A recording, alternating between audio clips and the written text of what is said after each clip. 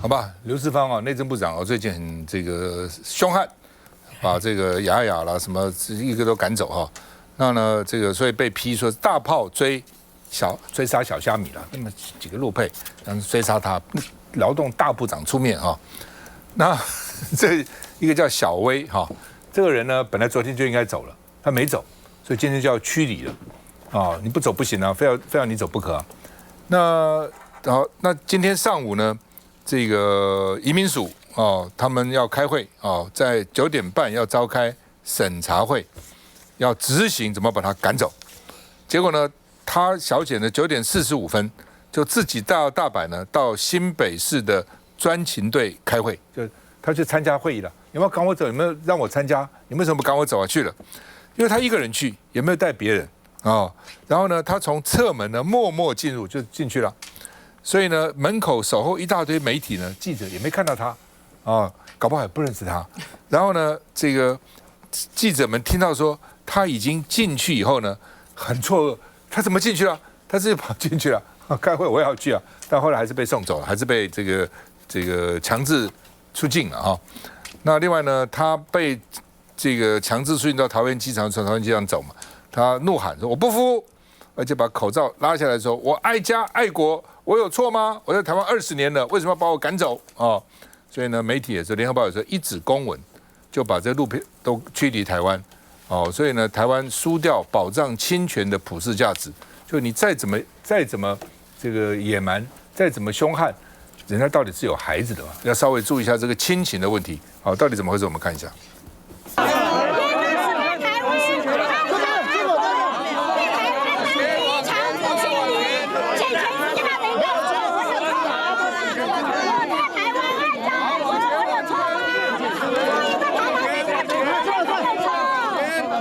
林涛，基本上我们看到，在这过程中，他们申索的是说他的居留权不是公民。可是我觉得台湾的言论自由其实不是像民进党讲的可以这么模糊，而且自己恣意来决定。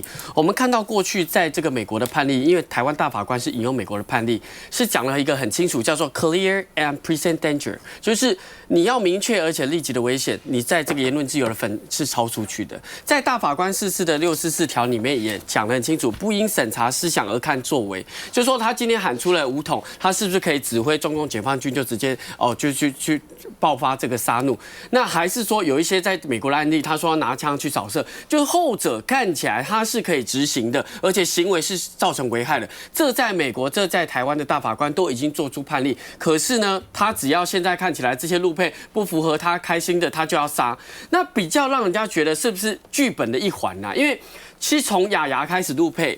然后从这个北一女的欧桂芝老师，然后再从就是你看台北市的发言人那个台大的学生过去跟大陆北京清华大学做交换，说抹红，这其实2天出现一次，2天出现一次，会不会觉得说你根本就是在为大罢免或是你的抗中保台做一个柴火？所以我觉得这是大家一个心中最大的一个问号。再来我要讲就要补充一点就是大家在讲中共的军演，我觉得刚才佩君已经讲得非常清楚了。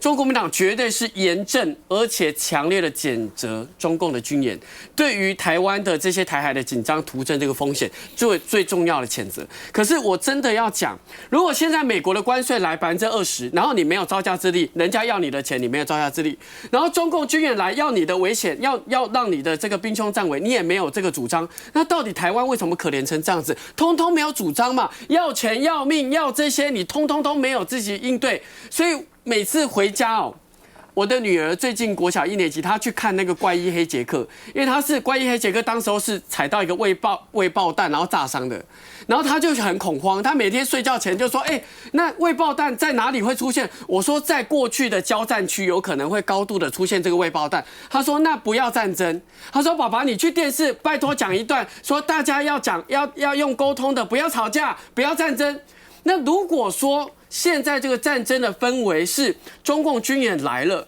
然后你没有做举措，像中美的对抗成这样子，川习6月还可以对话嘛？还可以讲话嘛？还可以这样对话的过程中，那请问我讲嘛？如果你今天真的要做战备的准备，人家叫你 GDP 升到5个百分点，6500亿钱哪里来？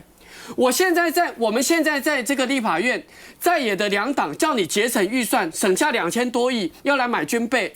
那不然你军备的钱哪里来嘛？对不对？你2000多，你这6500多亿，只是稍微砍你一点点预算，你哇哇叫说政府要关门，你还是史上新高的2.9兆预算。我问你，6500亿军备哪里来？然后呢，我们的孩子现在是1年要变2年，要吗？这些孩子要吗？这些替代役跟这些备役要在军方的这些海滩前面做第一个战备，你要吗？然后台中之前在讲说180几万，他是误把现在的容纳人数都算进来。我问了一下我们桃园10万人，高中职以上的民防军备的这个布防10万人。那你这些孩子已经，那你在台南办全社会演习，看不到任何的真正的国防，全部都在做医护的调配。不要说暂时啦，现在我们的急诊医护都不够了，你要告诉大家战备什么？所以我觉得美国过来威胁关税的问题，中共的军演，我目前看到的赖政府看起来只是添大罢免的柴火，没有实际的主张。我看。现在目前大家看到中国大陆又军演了以后，大家就希望国民党能够谴责。我刚刚看到国民党确实发了一个图，就跟大家讲谴责中共军演。其实基本上是这样因为我们包含前段来讲柯文哲，我们台湾内部有很多民主制度之下的一些竞争或者是纷争，但我们用通过民主的方式解决，两岸也希望是这样。那当然，现在目前的状况就是赖清德总统他所提出的17条之后，其实。如果你要把时间拉长来讲观众朋友，1995年的时候，当时民进党还没执政，总统是李登辉啊。因为我们第一次要进行民选总统的时候，95、96年也有台海危机，可能观众朋友如果稍微年轻一点的话，你还没有经历过。所以我们在面对中国大陆的文攻武吓的时候，国民党今天这个态度就是对了。你先把大陆对我们的文攻武吓，先提出我们的抗议之后，再回过头来监督民进党，然后取代民进党，因为我们需要政党轮替啊。我觉得我们应该要很快的让国民党再一次站回那个即将要执掌，民众党当然也是啦。所以要正常政党轮替，国家才会好。那不能说每次都只要中国大陆一出动，然后那个军演以后。那现在执党是民进党，因为民进党抗中抗共嘛，主要是抗共还不是抗中。中国大陆有14亿人，可是要对我们动手的是解放军跟中国共产党。这种时候，他的政治红利又来了，民调要往上冲了。其实很多的我所认识的国民党的民意代表私下来跟我讲说，那这样一弄会不会赖清德民调要跟上去了？有可能啊。但如果打了以后就没有办法，事情就整个就毁了。可是我没有打呢，这个动作反而让民进党现在目前的这个支持会上升，所以国民党也一样谴责中国大陆的这个军演，这样子才有办法在这个大家的这个基础上面讲说，那国民党要现在接下来要做什么？第一个是罢免的事情要先过，那再来呢，就是你要能够告诉我们台湾民众，换国民党来执政之后。两岸的问题怎么解决？因为这个是个死结打在这边。美国现在明显站在民进党这边嘛。刚刚 AIT 已经又发谴责讲说，中国大陆不可以这样做，破坏台海区域和平。然后美国的国防部长去日本也讲说，台海有什么事情就日本要出来。所以美国现在目前的说法，其实跟赖清德这种是相近的。而这种时候，身为在野党，民众党跟国民党可能就要想说，在国家跟两岸的形势的情况之下的时候，经济民生核能议题，我觉得。监督民进党都很有利，电价要涨了，物价要涨了，可是两岸的问题其实基本上应该在同一个阵线。我觉得现在我们在说民主，我想要问，民主跟言论自由之间其实是不是可以等同的？还有言论自由到底还是不是台湾的价值？我觉得台湾人很可怜，外面有这个台湾里面有绿共，外面还有一个中共，等于是在内外的交相这个交集的一个状况。那我们非常遗憾的看到，现在的民进党一直在走过去的回头路。我在立法院里面看到吴思瑶委员，他竟然在司法法制委员会里头公然的宣称，他呢信仰的是100%的言论自由，但他认为言论自由有边界，特别是政治性的言论是必须要受到审查的。这句话我真的觉得跟共产党有100%的像，所以他所信仰的并不是100%的言论自由。现在在台湾只有台独有言论自由，只有民进党的认同民进党才是唯一的合法认同。那当这个我们看到吴思瑶委员说了这样的话之后，叶菊兰也就是这个郑南榕的遗孀马上出来讲，他说呢，他的意思是说呢，这个郑南榕所主张的是没有完整的主权就不会有言论自由。那我们就要反问了，那是不是就代表了，如果在郑南榕的时代，当时台湾也没有完整的主权，所以当时也就不配享有完整的100%的言论自由？这句话是非常非常有谬误的。也就是说，你们过去一直在说你们信仰的是100%的言论自由，这句话其实都是在欺骗台湾人民。所以台湾人民现在是面对着一个内外交集的一个状况。那民进党其实几乎是已经变成一个3K 法西斯党哦。所以现在我们可以看到，言论自由是没有受到保障的，除非你认同民进党，除非你认同台独，不然的话，任何的认同都是错误的价值。这个绝对不叫言论自由，也不再叫做什么100%的言论自由。那么最后我们要说的，这个大法官释字445号，限制言论自由必须要基于立即而明确的危险。现在台湾人面对一个状况，就是我们的政府很容易告诉你你违法了。他会告诉你，你走在一个模糊的边界之上，但是这个模糊的边界到底是什么？那一条线是不明确的，你并没有法制化，你并没有法制化的一个原则，给大家完整的保护，还有相关的规范。所以一个不小心，你误触了红线，或者是不小心踩到民进党心中的那个线的时候，你就会粉身碎骨。这件事情是非常危险的。最后我还是要说，有没有大炮打小鸟？刘世芳这样的部长完全不是任。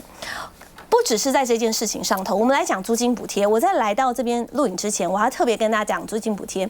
民进党一直在告诉大家，租金补贴不够用了。在来之前，我直接去问了内政部的官员。租金补贴呢？现在整个内政部的国土署还剩下372亿可以用，而租金补贴只要用到336亿，这个是极大化的状况。而他们现在根本在1、2月的发放的状况还没有发完，也就是说现在钱是绰绰有余的。过去民进党从1、2月份就开始恐吓人民说这个租金补贴不够用了，不够发了，到现在我刚刚得到最新讯息，不但够，还绰绰有余。那请问民进党，你过去在造谣什么？造谣难道是言论自由的范畴之一吗？我觉得民进党不要再这样子把自己类比于共产党，这样真的会让台湾人非常心寒。于讲，我觉得这个我还是要回应一下，因为讲到说什么民进党是这种法西斯3K 党，我觉得这个真的是贬低我们政治大家讨论的一个基本水准哦。事实上，这个为什么会有这个驱除的状况？其实这个的来源不是言论自不自由的状况。这是有没有违反两岸关系条例的状况？这个大家都知道，这是18条所规范。18条所规范的，并不是涉及到言论自由，是涉及到今天这个中配有没有违反到危害国家安全或社会安定之余，这是写得非常清楚的哦。所以我不懂为什么一直扯到说今天是民进党不尊重什么言论自由等等的，这个大家现在所有人我相信都可以有共识，处理两岸的事情本来就有别于处理一般的事务嘛，不然为什么会有陆委会？为什么会有两岸关系条例？为什么宪法增修条例会特别针对两岸有不同的项目跟规定嘛？对不对？所以因为有这项规定，就是两岸关系条例18条，针对危害国家安全的部分，所以因此这主张武统的中配这个被驱除出境。所以这个我觉得不要无限上纲到说什么民进党是3K 的法西斯党，我觉得我们基本上我们政治上大家还是可以保持一个基本，我觉得比较文明的水准来讨论公共议题，不用这样贴标签式的处理。我们现在就是没有在跟大家在一个公共议题的标准之上来讨论公共议题，因为民进党整天就在造谣。我想请问一下，内政部一直在说租金补贴现在不够用了，是事实吗？我相信你也讲不出来。对，我的意思是说，这是一件事情，18条是一件事情，但是基本的法治原则，它哪一点对于国家安全有立即而明确的危害，请举出来。他没有说立即明确危害，他是明确写就是危害国家安全，危害国家安全啊，哪一条啊？什么哪？这18条危害国家安全，它哪一个部分确实的危害到国家安全？还是他的言论触犯到了你的禁忌？休息一下再回来。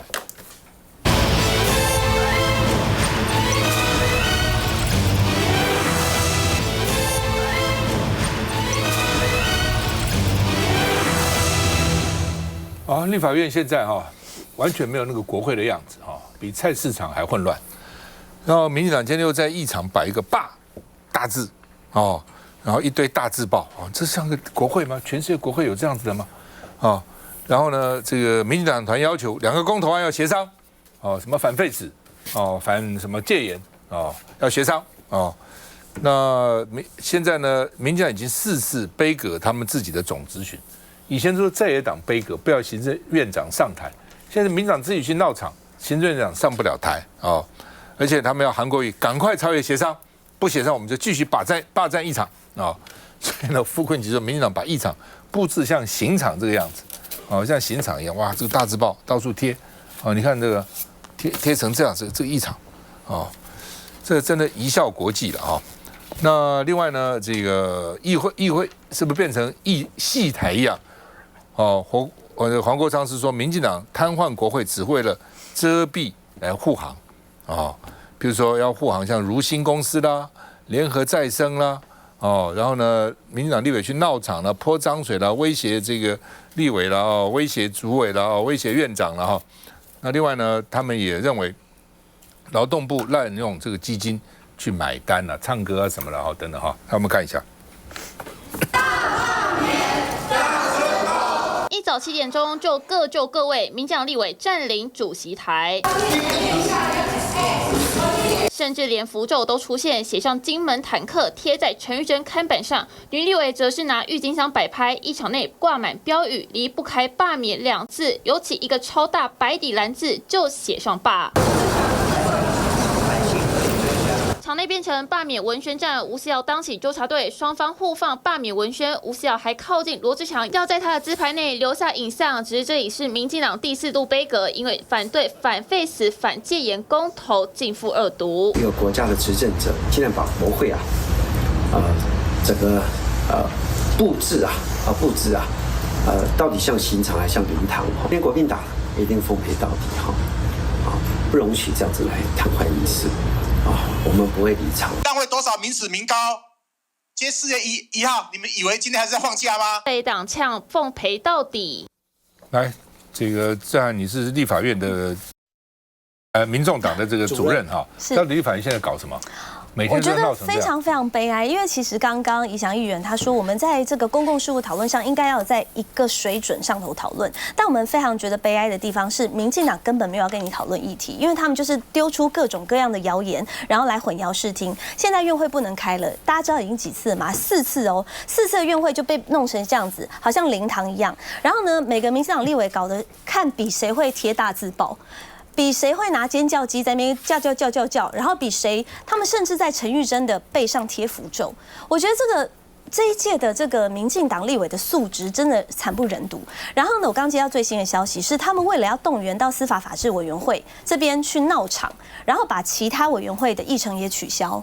所以民进党现在实质在做的是什么？瘫痪国家。因为你把立法院给瘫痪，他们实质上掌握了4个院嘛，但是现在没有办法控制，就是立法院，所以把立法院也给废了。这个时候不就正好顺理成章的遂行他们的独裁跟戒严了吗？那所以我们看到民进党现在在国会所制造的乱象，我必须要跟大家说，其实是非常非常严重的一个警钟，也就是我们的民主体制正在遭受破坏。他们在做什么事情？就是在规避监督。昨天在立法院里头开了一个调查委员会，这个调查委员会是针对国发基金的不当投资。然后呢，我们就看到民进党的各个立法委员跑来这边不断的挑衅，然后呢不断的干扰议程。他们在做什么？他们在干扰整个议事的进行，然后不让主委上台报告，甚至呢这个民进党的立委王义川，还有这个他们好几个立委在走之前还说什么？他说不要报告哦，报告的话违法哦。然后钟嘉宾在门口，我亲眼看到他在那边盯场，我觉得非常可怕。所以他们其实对于整个国会的生态的滋扰，不只是在干扰议程，甚至还威胁了官员。这件事情是非常非常严重，对民主的伤害。佩君。我补充一下，志涵昨天讲那个场景，我觉得可能是国发基金这个开会最好笑的一环了。因为黄国昌本来还想给他们留点面子，说这个资料你们疑似都没有看过。结果王一川钟嘉宾就跳起来说：“你怎么乱讲了？我们有看，怎么说我们没看？”结果黄国昌就说：“好，那就把这个签到记录拿上来我看看，因为要进去会议室看那个资料是要签到，结果上面就签黄国昌一个人呢。所以民进党这些委员不要说开会，连自己要去开什么都不知道，他连开会之前资料连读都没有去读啊。”上个星期我在这里讲说，这个民进党立委要把自己活成猴子，但是不要没关系，但是不要羞辱中华民国立法院。结果很多人就来骂我说，你这样是羞辱猴子。几天之后，其实我也同意这个说法，因为你看看现在的立法院不就是这样吗？立法院在民进党还有老柯的胡闹之下，过去开议这2个礼拜应该要完成的这个施政报告总质询一个都没有进行，也就是说，本来应该在3月21号就要完成政党总质询，要进入分组质询，可是呢，3月25号还有今天的这个内政、国防、外交、经济的询答，通通45个包含蓝绿白的立委质询，通通都被民进党用那个封条卡住了，瘫痪国会。自己放弃监督，然后又不准别人监督的搞法，这种人才是最应该要被大罢免罢掉的民意代表。公投能不能过，不是立法院说了算了。民进党当初反对国民党、反对民众党多数立法，要占领议场，你说勉强还有逻辑自洽，但这个最后明明要回归全国人民意见的，也要占领议场。这不就找理由不想开会而已吗？所以我同意那些人说的，说民进党立委是猴子，对不起，羞辱了猴子，我要跟猴子道歉了。基本上啊，以前立法院闹，像朱高正啊那时候闹是说戒严，然后呢老立委要退职，还找到这个正当性把立法院闹一塌糊涂。那现在你闹什么东西呢？执政也是你在执政，对不对？傅昆其实讲错了，立法院真的不是像刑场，真的像灵堂一样。你看那个贴那个样子，跟那个你到那个殡仪馆贴那个挽联，满墙都是嘛。你把立法院搞成这样子，好不容易选上个立委，对不对？只是因为你票数不够，差几票不过半数，你就每天这样闹。你自己的行政院长也不让他去报告，就这样闹啊，就想把立法院瘫痪掉。只有你多数，你才可以让立法院顺利开会，对不对？你多数的时候，你也什么事都碾压在野党，那个时候完全执政。你以前国民党执政，你是国民党立法院占多数，你是少数的时候，你也每天这边闹，非要国民党通过你的案子不行。你现在执政是你这个立法院你不过半，你也在那边闹，那到底要怎？你这真的是民主吗？民主是这样子搞？全是有一个国家民主这样搞吗？老沈，这个也不是灵堂。因为典型的灵堂是进来的人不断的三鞠躬，这个有人行礼吗？根本没人行礼。布置了。我觉得现在的国会啊，让我想到最近《纽约时报》有一篇文章，因为川普的霸道，他目无法纪，也无视国会的存在，所以那篇文章的题目是说，这个国会已经是 irrelevant 那你是口译哥，你翻给我看看 ，irrelevant 应该是无关的横直啦。就是说无关紧要的，就有没有都一样了哈。我觉得我们也是啊。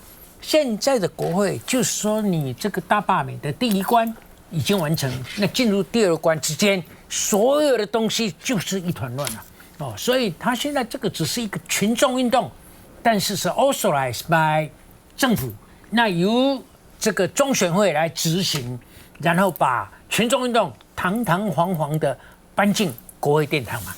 那我是担心一件事情，就是说将来大罢免到8月完全完成以后，不管结果是either way，这就是说民进党得逞，或者是民进党白费功夫。如果白费功夫的话，那这个就是朝小伟大继续到2028，那这个场面就会不断的进行。但是如果民进党赢了嘞，如果民进党赢了翻盘了。而民进党真的是朝大也小了哈，那你觉得这个情况会比这个更惨烈呢，还是就恢复到正常化的国会运作？我觉得会更惨烈。我觉得国民党会饶他吗？请问林涛啊，你觉得如果经过这大罢免以后，民进党就掌握国会，你们就这样算了？是这样吗？是这样吗？我觉得一旦启动大罢免，就没完没了了，因为你创下一个宪法没有明文规定，但是是显然不宜的宪政恶例，你知道？这是宪政恶例啊，不是吗？对，民进党以为说他只要把国民党罢掉6个，然后他6个他都当选，他就掌握立法院。真的像老沈讲，没有那么简单。你晓得昨天哈？为什么讲没有那么简单哈？你今天罢掉国民党6个，国民党会发动把你其他人罢，他现在因为其他人罢的很少嘛。也许8个，也许10个嘛，一阶段。但你如果真的把它罢掉的话，他不会反抗这是一个。第二个，你新选出来的人过1年，我也把你罢免掉。你新的就算是假如你罢掉国民党6个，你6个，就算你都当选了，这6个我1年以后我照样罢你啊，我照样罢免你掉。就是冤冤相报，没有你以为这就算了，因为你就占立法院多数，哪那么简单我补充一个例子啊，因为昨天好像在徐巧芯的场合，有外国记者来问说，这种大规模的 recall 是罢免，数目高达35个，到底是什么意思啊？是为何而来？那我不晓得国民党怎么回答。我觉得正确的回答应该这个是史无前例、举世无双啊！没错，你知道不是吗？全世界没有这个例子，没有这个例子。国民党一开始就容许他开始启动，把非法变成合法，我觉得这是最大的错误。另外，你刚刚讲了说美国国会是 irrelevant 就是说无关紧要，那是因为他是完全执政啊。对，执政是川普，国会参众两院基本上也是共和党，对不对？所以他可以为所欲为。民主党毫无作为，台湾现在不是这样啊，台湾是在野党比较大，在野党要制衡这个民进党，这是民主很重要的原则嘛。我记得我第一次选市议员的时候，民进党的这个 slogan 很简单啊，民主要制衡，制衡靠党外，就靠这10个字，哇，大赢。民主就是要制衡啊，民主是放水啊，放水是民主的这个精神啊。民主当然制衡，制衡靠谁？制衡靠执政党吗？制衡当然靠在野党嘛。休息一下再回来。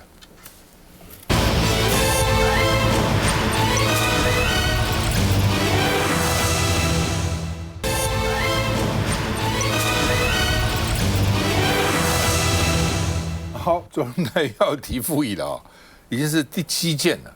我本来想这个什么好提复议的，警察条例哦也不行。说这个警察条例对警察太好了，会增加政府财政支出。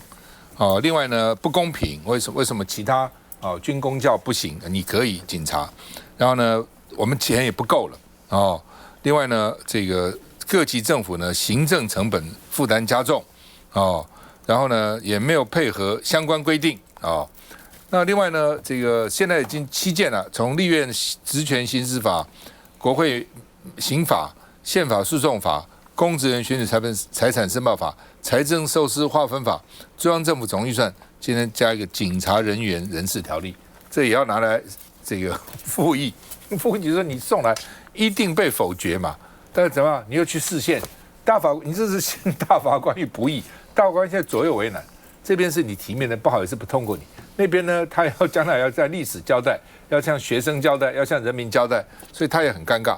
所以呢，张继海就说呢，没有把警消人员的辛苦看在眼里，今天很辛苦啊，给我们多一点钱又怎样呢？好吧，这个另外呢，这个罢免现在也是联署案这个很多了因为他现在主要地方政府查出来了，地方选委会查出来其实查也现在很简单带入那个什么那个户籍资料，一查就知道这个人在不在，死了没有。那现在呢，他把资料地方政府就交给中选会嘛，说这些是假的，中选会只好送给最高检侦办，所以已经告发19件了。现在呢，一共包括通过不通过有61件罢免案那61件呢，已经通过一阶的，民进党35件，国民党8件，所以加起来43件。换句话，61减43，还有18件呢，还没通过，但是可能将来还会有几个罢律案会通过，也许2件、3件那换句话说呢，这个有些他现在告发19件，这19件也不敢讲一定是成案了，看他没讲，也许有些不成案，也有这个死人去联署。其实不止死人联署，只要说他就算不死，只要说他是伪造了，有这些事情也一样犯法嘛，一样犯法那现在说现在呢，这个16件里面呢，立委有16件，县市长1件，那就高虹安了。县市议员有2件，县市议员显然应该是国民党罢民进党的县市议员那另外呢，现在才第1波，还有第2波、第3波、第4波所以呢会依法职务告发就是你们呢都死人来联署台中也出现死亡联署中选会也告发那这已经罢蓝了，没有台中好像这个罢联的比较多了山西蓝的都被罢，并且也有那另外呢，牛许庭桃园的罢免也出现死者联署那这个罢免牛许庭的团体就说我们虽然有死人联署，我们比较少了那你们这个蓝死亡比较高了，有什么差别？有什么差别？一个死亡你联署就是跟100个死亡是一样的，没有什么人多人少。叫你贪污，你贪污100万是贪，你贪污1万块也是贪我100万，我贪1万了，他贪100万了，都有罪那另外呢，这个说谢龙介是说国民党有4席立委比较危险的，所以呢必须要热战。你们现在国民党现在还在那边想冷战，说我只要冷战意思大家都忘了我了就让那个王宏威、徐巧芯他们变成仇恨值比较高就好，我们现在都躲起来就好了，炮火击到他们身上就好了我们就不会过2阶啦1阶虽然过2阶可能不会过2阶是比较困难啦但他冷战躲起来就好了。那谢龙介是说，只有热战，尤其那么危险的，一定要热战才会赢了那另外呢，这2个例子嘛，一个韩国瑜开始要冷战嘛，被罢掉了吗？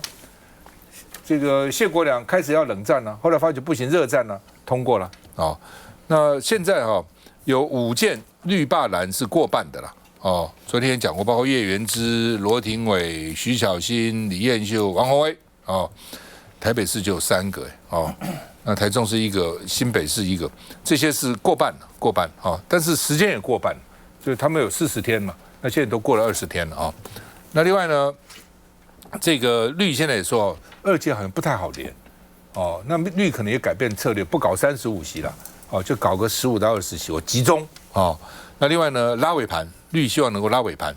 哦，当时谢国良就这样，开始2届也都不行了，后来黄国那个他那个什么秘书长别永昌下去，然后呢再动员这个基隆市的市议员都去做联署站，才好不容易才把二届通过了啊，变成这样子了哈。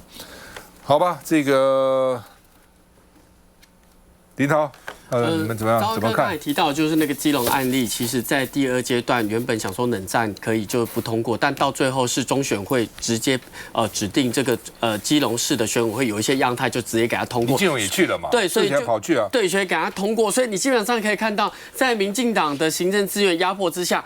我非常认同赵哥讲的，没有冷战空间。拍摄过去台湾罢免的，只要冷战都输啦，只要热战都赢啦。所以你基本上可以看到，这是一个热战嘛。那我会讲说，大家会讲说奇怪，很奇怪。2023年，蔡英文当时候是2.8兆史上新高的这个预算，他谢谢朝野立委的帮忙。结果到了2025年，2.9兆更新高的，他说他政府要关门。所以你看到刚才卓荣泰提到复议啦，赖清德讲说大恶霸啦，就是总预算被砍。这有合理吗？蔡英文过去是感谢朝野立委，哎，怎么会现在变赖清德就这样？然后第2个呢，我觉得现在的大恶霸哈，刚才谢龙介讲30席，我认为因为民进党的行政资源介入了，我不认为现在的第2阶段，现在大家不在喊吗？这罢蓝委在公民团体上啊过不了关啊，你看呐。演到最后，他说到后面两个礼拜那个热情吹出来了，所以过关了。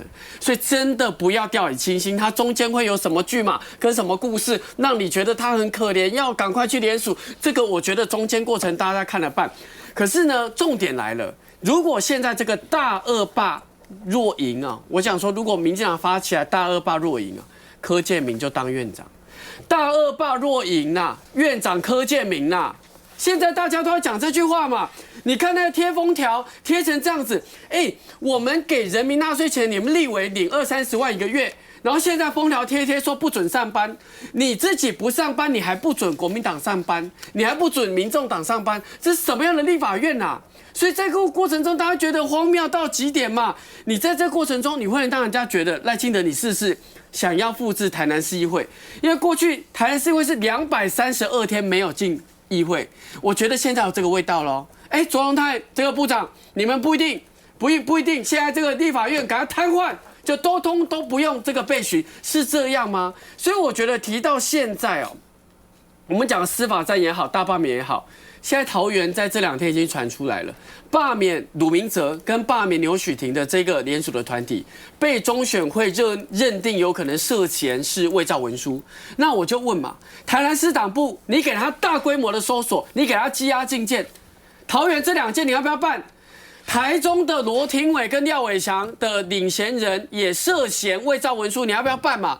你如果不办，你就是司法双标，你就是在灼伤司法的公信力。所以我真的觉得不要演得那么夸张，不要双标那么夸张，因为大恶霸时代在桃园，赵哥也去那个杨梅，我真的觉得桃园人真的很不想要恶霸，真的很不想要。可是你一旦发起了，如果你涉入一样的这个伪造文书案，你真的要用同一样的那个标准。对，真的是这样啊！台南那个国民党副主委都被收押了嘛，对不对？而且去搜索嘛。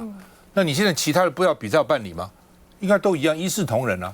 只要这个用死人去联署的，一视同仁，通通要去这个搜索，检察官通去搜索啊。检察官现在躲起来干嘛？而且你认为是真的中选会查出来？不是嘛？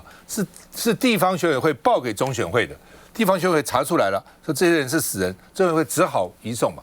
如果是中选会的话呢，搞不好第一个根本不查，查了搞不好也不会去移送。现在是没办法了，因为他第一关是地方选委会嘛，地方选委会已经看出这些有问题了，那中选会你要怎样？你办还是不办？要不要比照台南市去办理？你问我觉得应该比照台南了。既然那边可以搜索，人可以收押，为什么不行？花莲去搜索也去给他收押了。对不对？当然情况不一样，花莲是民政局长啊，哦，但是其实你都是认为说这个联署有问题嘛，哦，有这个个资外泄的问题嘛，哦，然后这个搞一堆哦，现在笑死人，现在发觉不是只有台南啊，其他地方也有死人啊，那是怎样？为什么台南死人就算死人，其他地方死人就不算死人？不是很好笑吗？休息一下再回来。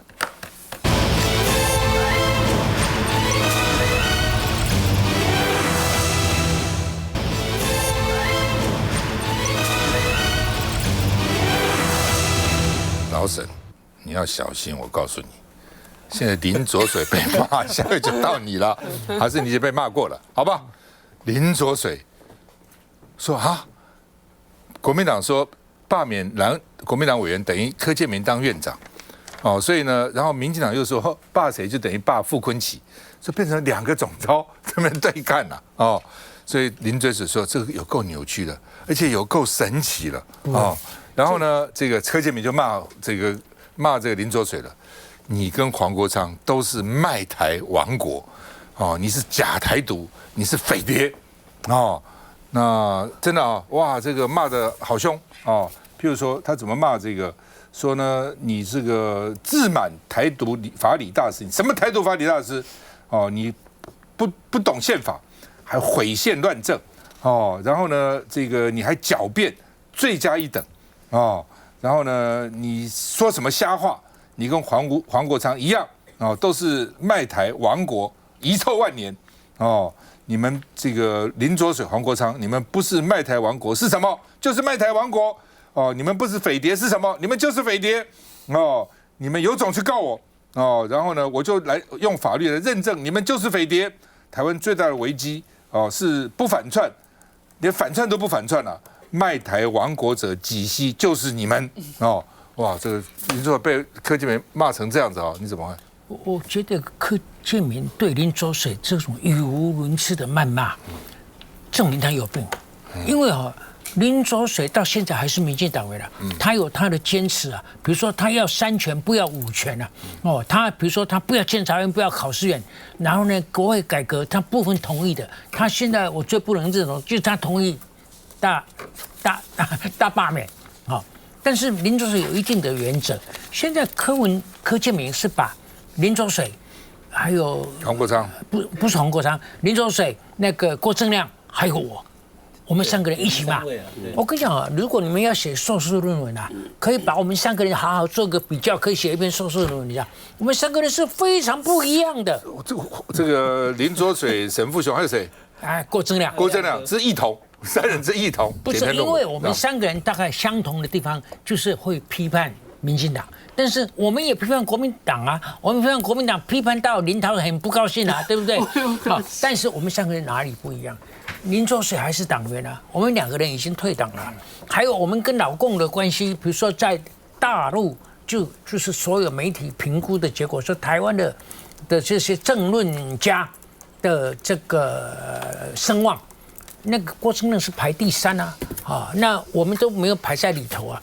还有郭正亮，因为在大陆很受欢迎啊，所以他跟洪的关系是比较密切啊。我跟林左水根本就沾不上啊。哦，还有对这个大罢免呢，林左水赞成，我反对，郭正亮反对啊。所以我们不一样的地方太多了，他就搅在一起，通通骂，通通是匪谍。我觉得他心浮气躁啊，他为什么？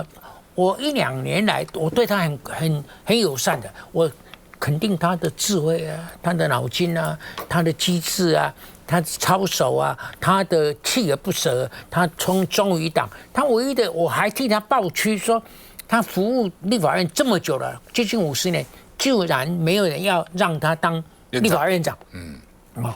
所以我大概没有骂过他1次哦。我最近才第1次讲说。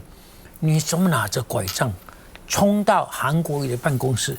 韩国瑜又不在场，然后你又打他的，好像茶杯还是什么？你这个有一点奇怪了。还有他到主席台上拿着那个主席才可以敲的那个锤，他也一直在敲。我综合这2个现象看，这个人你说他没病哦，有一点牵强，所以我勉强凑成一个名词叫末代症候群啊，就是默认症候群，就是他最后一任的啊，最后一任竟然看韩国瑜嚣张啊，我竟然做不到，所以有一种真的比较，就是更年期附近的症候群了，这个没有对妇女有不敬了哦，所以我讲默认嘛，我没有讲更年期，我觉得奇怪呢，他真的是很反常，他真的已经真的是。我没有办法进一步解释，但是我们3个人在一起骂，我觉得这个太便宜行事了，太心浮气躁。林修养还不错了，请柯总召息怒，你这个态度不利大罢免哦。因为他喜欢大罢免，因为柯建铭是说林左水是掩护大陆，哦，林左水又是匪谍掩护大陆，又是中共同路，反正这都所以哦。你们被骂也就算了了，因为林左水还都台独理论大师都被他骂成这样子。他手上红帽子真多，到处送，一顶丢给林左水。你为什么要说对郭正亮道歉？啊，没有啦，那个是讲那个他的和平统一的那个方案的部分，然后后来他有说明了。我来补充一下刚刚大佬在讲的事情。为什么？因为刚刚大佬讲这一段以后，可能明天我们要看到一篇脸书了。柯建铭昨天半夜3点半，就应该今天凌晨3点半，他有写。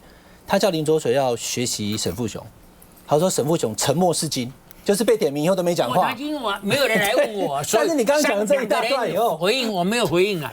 所以刚刚讲的这一大段以后，他可能会，柯建铭可能会写一篇这个沈富雄，所以他有病啊。因为是没有人问我，所以我是第3个。今天你给我回应了，我什么沉默是金，我老沈是宁鸣而死，不谋而生。对啊，我一辈子才不会沉默是金。你看错人，又看错人，明显有病啊！来，一下。这怎么讲？要怎么讲？其实我坐在这2中间，我2位中间，我都觉得说我的表情管理要做得很负责任哈。我觉得是这样啦。先跳脱这个议题可以吗？因为这个真的有点难。你觉得这3个人像吗？可以一起骂吗？我是觉得这样啊，因为其中2位过去都是当文山的嘛，对不对？包括这个大佬过去也是南区的嘛，台北市南区也是文山，我也是文山。对，我的意思就是南区的嘛，台北是当时南区的立委嘛，对不对？所以我是觉得，当然啊，我也坦白说了，很多民进党的支持者看到您跟这个郭正亮委员，可能现在是不是支持民进党，反而在部分议题上是骂民进党，很多人是不谅解的。是不接受，这是事实嘛？这没有办法。他没有选择。如果我骂林涛的时候，他们就当作没有看见了。你知道不同的管道有不同的受众嘛，对不对？这也没办法了嘛。所以我就说这个，我就觉得每个人都有自己的曲解，每个人自己的解读啦。那这个我觉得很难去干涉，很难去评论。但事实上，我觉得回过到现在的最大重点就是大罢免嘛，对不对？所以我觉得柯总召会这样说，当然也是希望说不要影响到大罢免。那当然林左水委员他也认为说，我们也不要影响到大罢免，我们大家都不要讨论这件事情。但至于说他赞成啊，对，但至于说最终，我觉得民众会不会因为这些事情而决定他对大罢免的态度，我认为应该也不至于了。为什么？因为这还是一个地方的议题啦。其实我说地方议题，就是说，当然这连接到全国性的，但是个别的委员一定在地方上会被检视嘛，对不对？到时候被检视的场域是什么？是市场。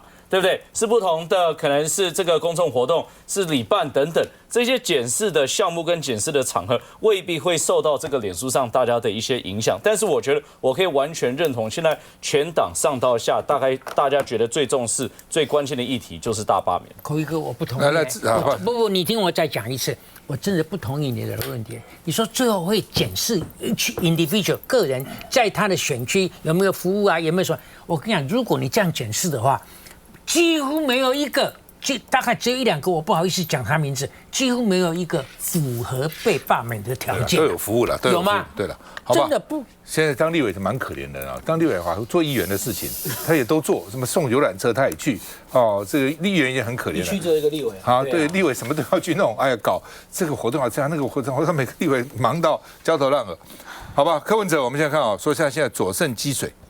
输尿管结石，这你专家。对啊。然后呢，今天去介护中心第3次了，明天上午动手术哈。其实，在1个礼拜以前就有医生传给我。这个我补充一下啊，好，所以我讲哈，这个痛，然后大量血尿，这就结石嘛，我没有说吧？哦，那为什么到水肾？什么叫水肾？那其实不是水，那是尿啊。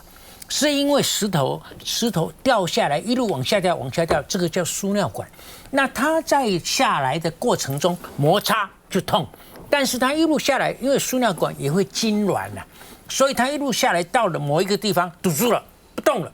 哦，所以这个过程堵住不动，这个过程都没有痛，都没有痛。为什么我想着它小了没有痛呢？因为它达到水渗的程度啊，就是堵住了，所有的尿通通不能下来，所以那个剩余的部分就充满着尿，就变成水渗。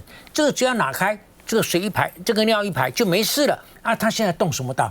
结石拿掉，结石。我知道，它其实有2种可能性。也可以开刀把石头拿掉，也可以用碎石机啊，就看它的石头有多大，还有在什么地方震不出来是吧？1个礼拜以前就有医生传给我了，他说柯文哲的症状最可能是泌尿道结石、泌尿道感染，好，甚至泌尿道肿瘤，但是要做超音波或电脑断层检查，现在没有给他做这个，其实不到诊断的标准，你应该给病人做这个。那昨天他有传过，这个我也不同意啊。他说柯文哲已经有肾积水，这些什么断层啊？这几年前才有的，那我们的结石是从古到现在都，难道没有断层就诊断不出石头吗？现在医院没有断层，没有检查就不给你看病，现在不是这样子吗？是啊，现在是滥用医疗资源。他现在是石头诊断是很简单的，有一个 SOP 嘛。那现在既然已经知道它是肾积水了，就赶快就是开刀解决输尿管的结石问题就好了嘛。哦，这还是不是这样？对，而且我们希望他能够得到合理的医疗啊，这也是我们这几天来，我们从3月27号开记者会，在3月26号的时候，其实柯主席透过律师请佩奇医师去申请他的病历，其实他是在求救的，因为其实他里面看守所都没问题啊，没有他好的。对，看守所一直说没有问题，但是经过这几次确实是有问题，而且他明天就要手术，但无论如何，我们还是感谢北所能够让他出来就医，并且希望他能够得到适当的诊疗，因为他已经吃了8次那个含有吗啡的止痛剂，难道要痛死在那边吗？所以我不懂，北所之前一直说他没问题啊，他很好啊，复原的很好，对那对，那怎么突然要去开刀？我跟你讲，那个药师讲说，哎呀，这个剂量开刀，我一辈子没有看出这种剂量。